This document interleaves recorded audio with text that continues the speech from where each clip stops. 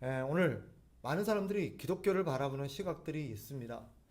그런데 이 기독교에 대해서 갖고 있는 여러 가지 오해들이 있지만 오늘 본문과 관련해서 사람들 갖고 있는 기독교에 대한 오해가 한 가지가 있습니다. 기독교가 도대체 어떤 종교냐? 기독교에 다니는 사람들은 어떤 사람들이냐?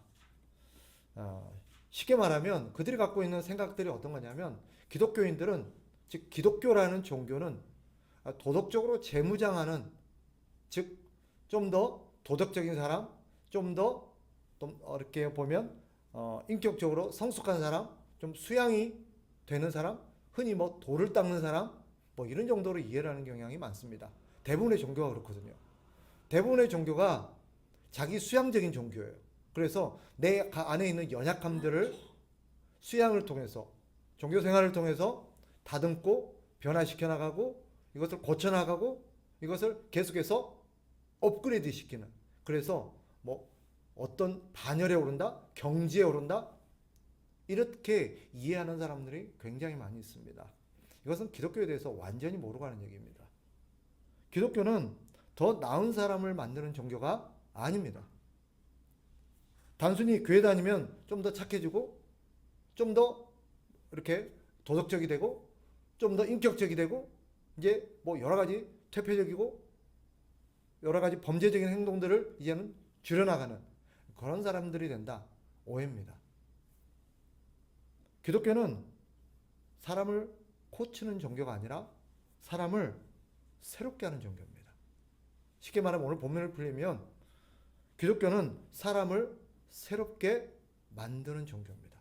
고치는 종교가 아니라 쉽게 말하면 사람을 완전히 없애고 죽이고 새롭게 태어나게 하는 종교입니다. 이게 오늘 본문이 말하는 겁니다. 성경은 사람을 고치는 것으로는 안 된다고 말합니다. 왜 그럴까요? 성경에 따르면 사람은 완전히 망가져 있기 때문에, 완전히 부패했기 때문에, 완전히 타락했기 때문에 사람은 고쳐갖고는 답이 안 나온다고 말합니다. 이것을 신학적인 용어로 또 성경적인 표현으로 전적인 타락이라고 말합니다. 사람은 쉽게 말하면 완전히 망가졌어요. 구제불능이에요. 그래서 교육을 시키거나 도덕적인 훈련을 하거나 종교적인 어떤 수양을 통해서는 사람이 바뀌지를 않아요. 겉모습은 조금 달라질 수 있겠죠. 외적인 행동 몇 가지는 고쳐질 수 있을지 모르지만 우리 안에 있는 속사람은 하나도 달라지는 것이 없다라고 말합니다. 겉은 깨끗해 보일지 몰라도 사실은 달라진 게 없어요. 성경의 표현을 빌리면 그것을 뭐라고 표현하느냐? 회칠한 무덤과 같다고 말합니다. 분명히 속은 시체가 썩어 있는 무덤인데 그 밖을 화려하게 칠해놓은 거예요. 이게 회칠한다는 뜻입니다. 멋지게 칠을 해놓으니까 굉장히 뭔가 달라진 것 같지만 여전히 무덤은 무덤일 뿐입니다. 니고데모를 기억하십니까? 니고데모는 당대 최고의 지성인이요 훌륭한 도덕군자였습니다. 그러나 주님이 그에게 말씀하시기를 뭐라고 말합니까? 거듭나지 아니하면 하나님 나라를 볼 수 없다. 그 사람은 사회적으로 봤을 때 정말 명망 있고 존경받고 학식도 뛰어나고 도덕적으로도 훌륭한 사람이었어요. 그런데 그런 사람을 보고 예수님이 야 너는 좀 사람이 됐다. 조금만 고치면 되겠다. 조금만 더 노력하면 되겠다. 그렇게 말씀하지 않으셨어요. 뭐라고 말합니까? 사람으로서는 소망이 없다는 거예요. 거듭나지 아니하면 하나님의 나라를 볼 수 없다. 이것은 아무리 우리가 보기에 훌륭하고 아무리 탁월하고 어떤 성숙된 사람이라 할지라도 사실은 하나님 보시기엔 똑같아요. 소망이 없어요. 하나님 보시기에는 수리 불가능한 존재입니다.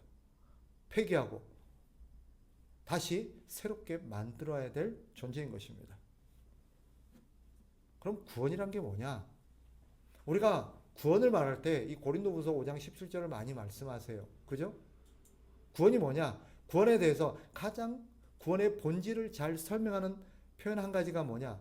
이 고린도후서 5장 17절이에요. 그런즉 그리스도 안에 있으면 새로운 피조물이라. 그죠? 이전 것은 지나갔으니 보라 새 것이 되어. 이게 구원이에요.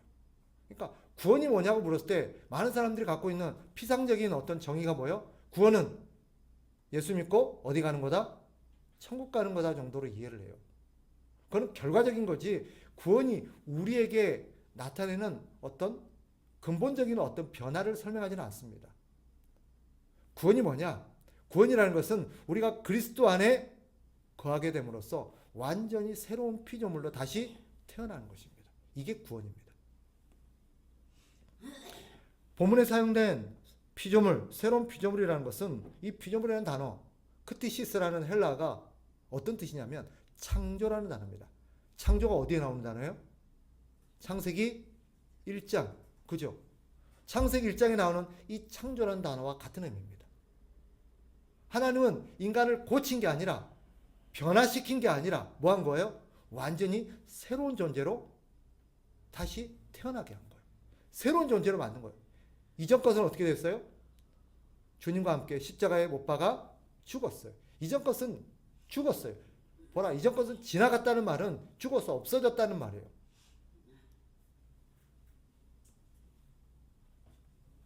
태초에 하나님께서 빛이 있으라 하셨을 때 그 빛이 있었다. 그 빛을 창조하셨던 그 하나님의 창조의 역사가 우리의 심령 안에 일어난 것입니다. 구원은 우리가 결심해서 도덕적으로 좀 더 훌륭해지는 게 아니에요. 단순히 술, 담배를 끊는 게 아닙니다. 구원은 죽은 영혼에 새로운 생명을 불어넣는, 즉 죽은 자를 새롭게 새로운 존재로 살리는 것이다. 이것을 기억하십시오. 그러니까 오늘 본문이 말하는 것은 뭐냐? 기독교의 본질입니다. 기독교는 어떤 종교입니까?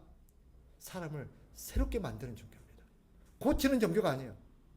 좀 달라지게 하는 종교가 아닙니다. 기독교는 사람을 완전히 새롭게 만드는 종교입니다. 그래서 그리스도 안에 있는 사람들은 다 어떤 존재입니까? 새로운 피조물인 것입니다. 그러면 새로운 피조물의 특징이 뭐냐? 새롭게 된 사람의 특징이 뭐냐? 바꿔 말하면 내가 새로운 피조물이 되었는지 어떻게 아느냐?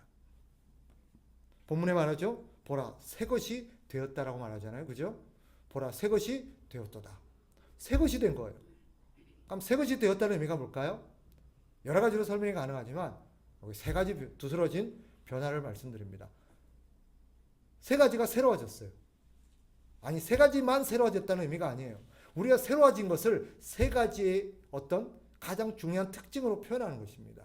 뭐냐? 첫째, 지성이에요. 즉 생각입니다. 지성이 새로워졌어요. 완전히 새로운 거예요. 과거하고는 다른 것입니다. 이전에는 지성이 새로워졌다는 건 어떤 것이냐? 어떻게 달라졌냐? 이전에는 새로워지기 전에, 예수 믿기 전에, 거듭나기 전에는 우리의 의식 속에, 우리의 생각 속에 하나님이라는 존재는 없었어요. 즉 하나님에 대해서 관심이 없었어요. 하나님을 생각하지도 않았어요. 누가 하나님에 대해서 얘기하면 관심이 없었어요. 그냥 귀찮았어요. 하나님과 나는 무관한 존재였어요. 그런데 새로워진 존재는 어때요?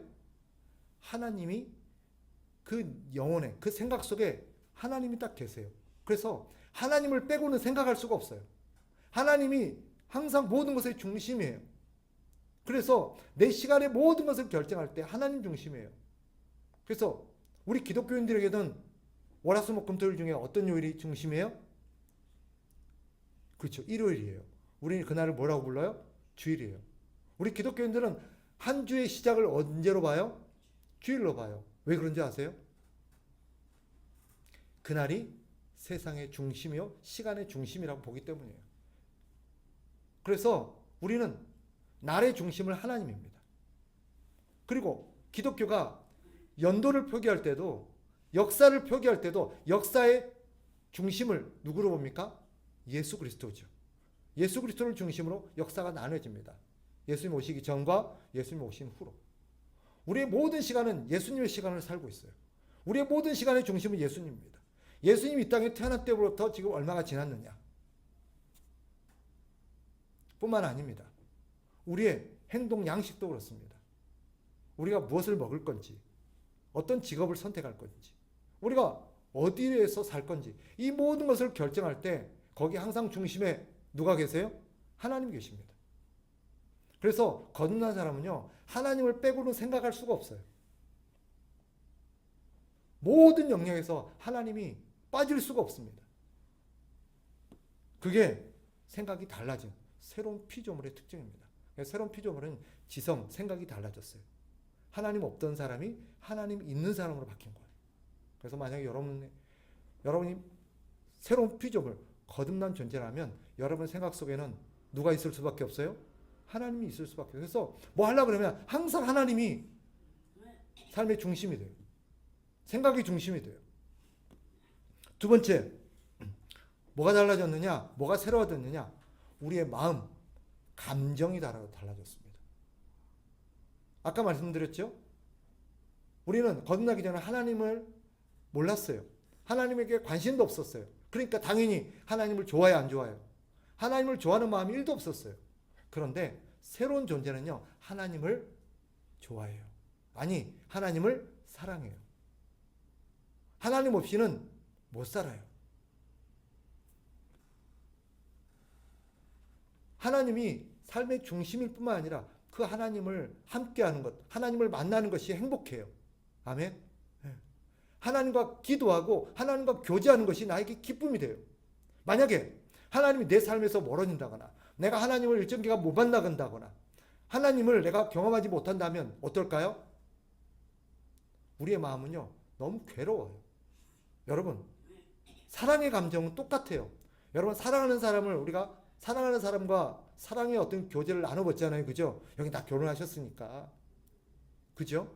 그런데 그 사랑하는 사람, 내가 정말 애틋하게 좋아했던 사람, 그 사람을 못 만난다?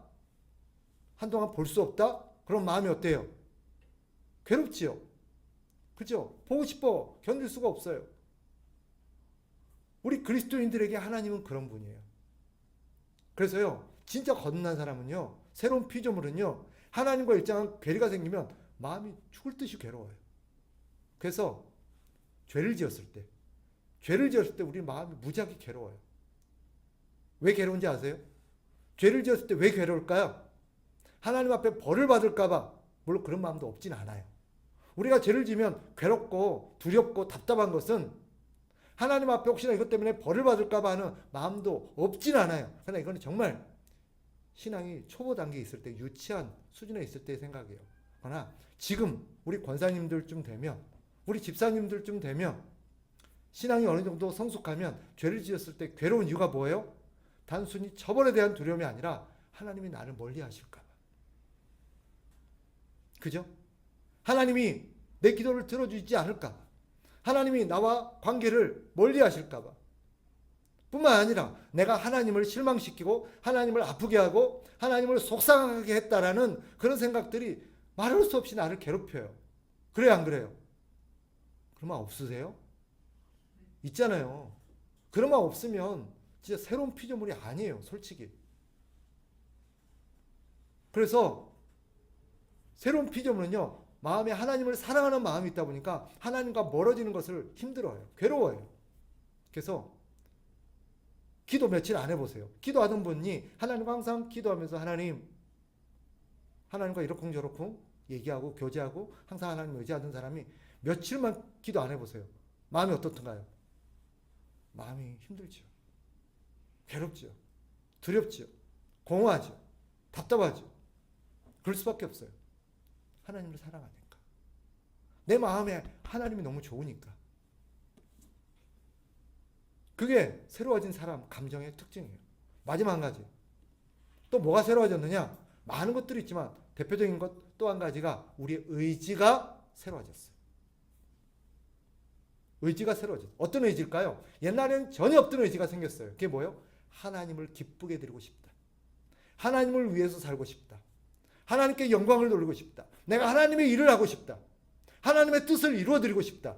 그런 의지가 생겼어요. 아멘? 그래요, 안 그래요? 그렇잖아요. 내 마음속에 하나님을 위해 살고자 하는 의지가 1도 없다? 이 사람은 거듭난 사람이 아닐 수 있어요.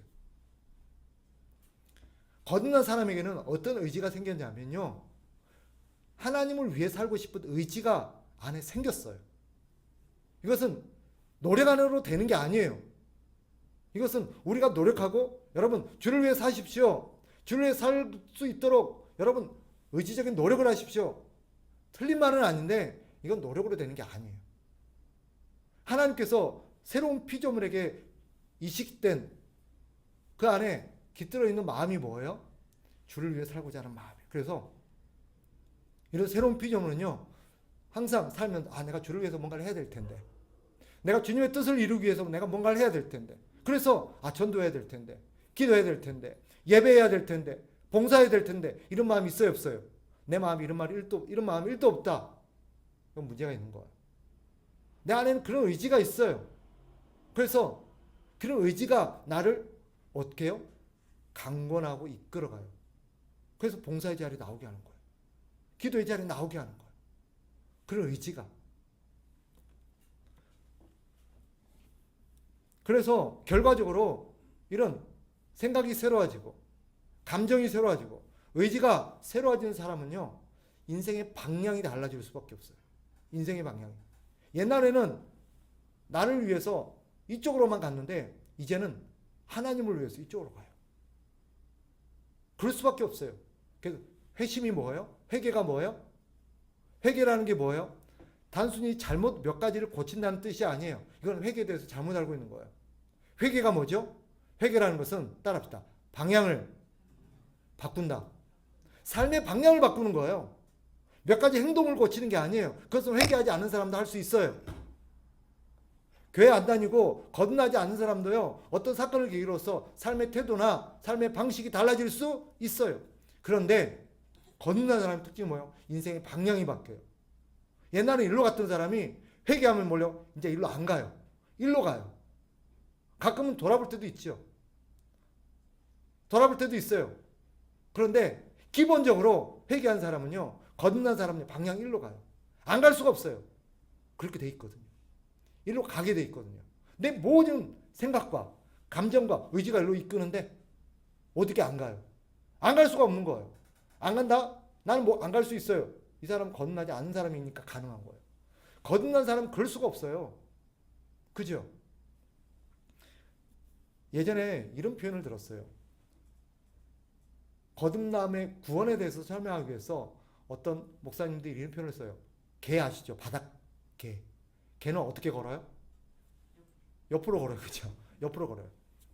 근데 개가 노력한다고 앞으로 걸을 수 있을까요? 개는 절대 죽었다 깨어나도 앞으로 못 걸어요. 옆으로만 걸지. 그죠? 이쪽으로 가려면 어떻게 해야 돼요? 이렇게 돌려야 돼요. 그죠? 그게 개예요. 마치 거듭나기 전에 우리의 모습이 그렇다. 죽었다 깨어나도 놀래가도 이쪽으로 못 가요.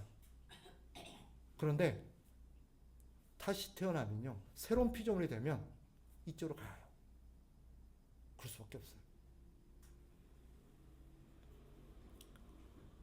그래서 많은 사람들이 그렇게 질문하면 내가 거듭난지 어떻게 알 수 있을까요? 내가 구원받은지 어떻게 알 수 있을까요? 구원받았다면, 당신이 거듭났다면 완전히 새로운 존재가 되었을 겁니다. 내가 새로운 존재가 된 걸 어떻게 알죠? 당신의 생각이 달라졌습니다. 어떻게 해요? 하나님 없던 사람이 이제는 하나님 없이는 살 수 없는 사람이 되었습니다. 아멘? 네. 두 번째, 당신이 거듭났다면, 새로워졌다면 감정이 새로워졌어요. 어떻게 해요? 옛날에 하나님을 사랑하지 않았던 사람이 이제는 하나님을 사랑해요. 하나님 못 보면 괴로워요. 하나님 못 만나면 답답해요. 여러분, 주일 예배 못 가거나 예배 몇 번만 빠져보세요. 이 어떤 내가 의지하지 않았더라도 어떤 피치 못할 사정으로 예배를 못 가도 여러분 어때요? 마음이 편해요? 절대 그럴 수 없어요. 하나님 못 만나는데 어떻게 마음이 편해요? 그럴 수가 없는 거예요. 그런 거라고요. 그런 거라고요. 그래서 그렇구나. 그게 거듭난 사람의 특징이에요. 당신이 만약 거듭났다면, 당신이 만약에 새로운 피조물이 되었다면 의지가 달라졌을 거예요. 어떻게 해요? 이제는 나를 위해만 살던 사람이 하나님을 위해서 살고 싶은 의지가 생겼을 거예요. 그래서 하나님을 위해서 뭐라도 할 거예요. 기도를 하든지 예배를 하든지 전도를 하든지 봉사를 하든지 당신이 뭐라도 할 거예요. 왜? 그런 의지가 있으니까. 안 할 수가 없을 거예요. 당신 의지가 당신을 이끄는데 절대 그럴 수 없어요. 그게 새로운 피조물입니다. 아멘? 우리가 그런 존재가 된 줄 믿습니다. 그렇다면 그 사람에게 특징이 뭐라고요? 인생의 방향이 바뀌었어요. 이제는 절대 옛날로 못 가요. 일로 가지. 오해하지 마세요. 새로운 피조물이 되었다는 것은 사람이 완벽해지고 완전해져서 절대 죄도 안 짓고 절대 과거의 삶을 1도 안 산다. 그런 뜻은 아니에요. 우리 안에는 영혼은 새로워졌는데 우리의 육신은 그대로예요. 그죠? 우리의 몸은 그대로예요. 또 우리 안에는 여전히 아직까지 부패한 성향이, 죄의 성향이 남아 있어요.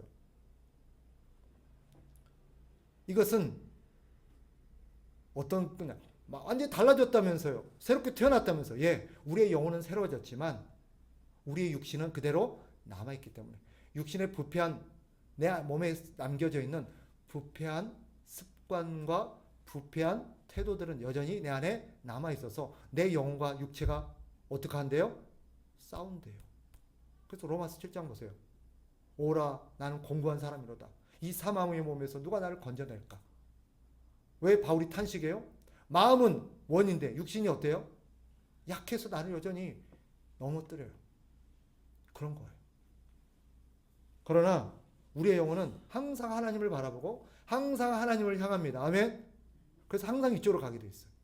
우리 육신이 안 가려고 그러고 주저앉고 자꾸 방해를 하고 그렇긴 하지만 우리의 영혼은 계속 이쪽을 바라보고 있어요. 그죠? 마음은 원이에요.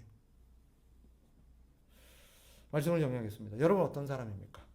여러분은 새로워진 분입니까? 그렇다면 우리에게는 새로운 생각, 새로운 마음, 새로운 의지가 있습니까? 그래서 우리는 새로운 삶의 방향으로 나가고 있습니까? 이런 게 없는 것 같은데요. 그렇다면 여러분들은 심각하게 기도하셔야 돼요. 그리고 하나님 앞에 하나님 나를 다시 태어나게 해주십시오. 새로운 존재가 되게 해주십시오. 거듭나게 해주십시오. 라고 기도해야 될 줄 믿습니다. 그리고 여러분들이 저는 확신컨대 여기 계신 분들은 다 거듭난 분들이라고 생각합니다. 새로운 피조물이 된 분들이라고 생각합니다. 그렇다면 여러분이 누구인지를 기억하십시오. 그리고 여러분이 살아야 될 마땅한 삶에 충성하십시오. 그럴 때 하나님께서 저와 여러분에게 베풀어 주시는 은혜들이 그 안에서 풍성하게 경험되고 깨달아질 것입니다. 그래서 날로 새로워지는 저와 여러분이 되기를 주님의 이름으로 축복합니다. 아멘.